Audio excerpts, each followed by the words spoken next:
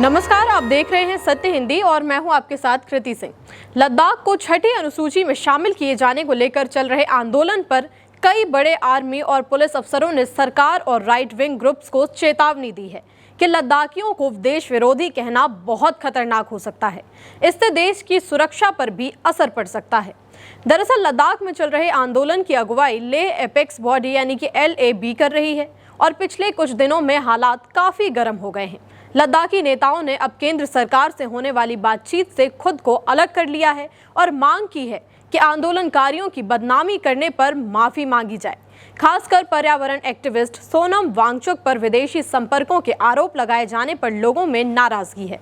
BJP समर्थक social media accounts और लद्दाख प्रशासन के कुछ हिस्से लगातार इस आंदोलन को बदनाम करने की कोशिश कर रहे हैं। सरकार समर्थकों के हैंडल पर सोनम वांगचुक के ऊपर आरोप लगाए गए हैं कि लद्दाख का यह आंदोलन पाकिस्तान और दूसरे विदेशी ताकतों से प्रभावित है, लेकिन लद्दाख के लोग इन आरोपों को सिरे से खारिज कर चुके हैं। देश की कुछ मजबूत आवाजें इस तरह की बदनामी वाले मुहिम पर चेतावनी दे रही हैं, खासकर इसलिए क्योंकि लद्दाख चीन और पाकिस्तान दोनों के नजदीक है। यहाँ की आबादी भले ही बहुत कम, लगभग 3 लाख से भी कम है, लेकिन यहाँ हजारों की तादाद में सेना के अफसर और जवान रहते हैं, फिर चाहे वो ड्यूटी पर हों या फिर रिटायर हों। इस मामले पर retired lieutenant general GS Panag ने साफ तौर पर कहा कि अगर हमने अपने सबसे वफादार और देशभक्तों को ही नाराज कर दिया तो देश को इसकी बहुत भारी कीमत चुकानी पड़ेगी। पूर्व BSF DGP प्रकाश सिंह ने अफसोस जताया कि ये कितनी बड़ी विडंबना है कि जिस लद्दाख ने दशकों तक उग्रवाद को छूने भी नहीं दिया, वही इलाका आज उथल पुथल में है क्योंकि उसे जो स्वायत्तता के वादे किए गए थे वो पूरे ही नहीं हुए। पूर्व DGP ने यह भी कहा कि केंद्र सरकार की असली चुनौती ये है कि वो समझें कि लद्दाख की मांगे अलगाववादी नहीं है, बल्कि भारत के भीतर सार्थक आत्मशासन की इच्छा से जुड़ी हुई हैं। अगर इन उम्मीदों को नजरअंदाज किया गया तो ये निराशा धीरे धीरे स्थायी अशांति में बदल सकती है। सोनम वांगचुक और लद्दाखियों के समर्थन के साथ कई लोग ये भी पूछ रहे हैं कि अगर छठी अनुसूची देश विरोधी है तो बीजेपी ने 2019 के अपने घोषणा पत्र में इसे शामिल क्यों नहीं किया था। लद्दाख के इस आंदोलन के खिलाफ मोर्चा बीजेपी IT सेल के प्रमुख अमित मालवीय ने संभाला हुआ है।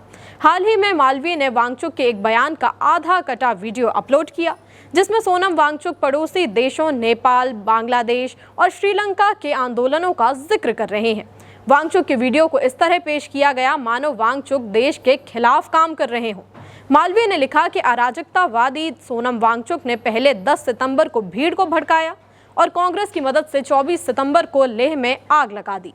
वांगचुक के कदम किसी भी तरह से शांतिपूर्ण नहीं थे, लेकिन जब पूरा वीडियो सामने आया तो तस्वीर बिल्कुल ही अलग निकली। वीडियो में वांगचुक साफ साफ कहते दिखाई दे रहे हैं कि उन्हें पड़ोसी देशों नेपाल, बांग्लादेश और श्रीलंका में हुई हिंसा, उथल पुथल और पत्थरबाजी पसंद नहीं है। वांगचुक ने कहा कि मेरा मानना है कि लद्दाख वैसा नहीं होगा, यहाँ हिंसा नहीं होगी, बल्कि एक शांतिपूर्ण बदलाव आएगा, एक शांतिपूर्ण क्रांति होगी। कांग्रेस नेता राहुल गांधी ने भी इस मामले पर अपनी आवाज उठाई है। उन्होंने एक वीडियो शेयर किया जिसमें सेवांग थारचिन के पिता, जो खुद पूर्व सैनिक हैं, अपने बेटे की मौत का दर्द बयां कर रहे हैं। राहुल ने लिखा कि पिता सैनिक, बेटा सैनिक, जिनकी रगों में देशभक्ति दौड़ती है, लेकिन बीजेपी सरकार ने सिर्फ इसलिए उनके बेटे की जान ले ली क्योंकि वो अपने हक के लिए खड़ा था। इस मामले पर लद्दाख के उपराज्यपाल कविंद्र गुप्ता ने कहा कि 24 सितंबर की हिंसा में शामिल लोगों को बख्शा नहीं जाएगा। उन्होंने 100 से ज्यादा घायल सुरक्षा कर्मियों का हाल भी जाना, लेकिन सवाल ये है कि क्या शांतिपूर्ण मांगों को दबाकर लद्दाखियों की नाराजगी कम की जा सकती है। देश की कई बुलंद आवाजें लद्दाख के लोगों के समर्थन में उठ रही हैं, लेकिन सवाल यही है कि क्या लद्दाख को उसका हक मिल पाएगा? क्या सरकार लद्दाख के हित में कोई फैसला लेगी? आपकी जो भी राय हो इस मामले में हमें कमेंट में बताएं। वीडियो पसंद आया तो लाइक और शेयर करें और चैनल को भी सब्सक्राइब कर लें। फिलहाल के लिए इतना ही। नमस्कार।